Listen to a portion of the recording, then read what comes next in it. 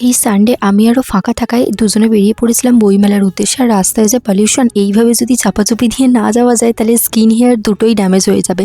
আর আমরা খুব তাড়াতাড়ি পৌঁছে গেছিলাম। আর গিয়ে দেখি ভিড়টা কিন্তু বেশ ভালোই ছিল, যেহেতু সানডে তাই জন্য কিন্তু ভিড়টা বেশ ভালো হয়েছিল।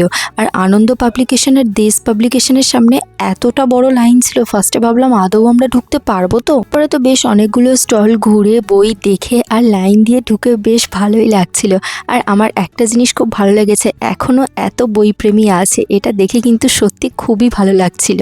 এরপর আমরা আমাদের পছন্দ মতো বেশ কিছু বই কিনলাম আর তারপরে একদম সোজা চলে গেছিলাম খাবারের দিকে। নিয়েছিলাম 80 টাকার এক প্লেট পাপড়ি চাট আর 30 টাকার মাত্র 5টা ফুচকা। মন ভরে বলো?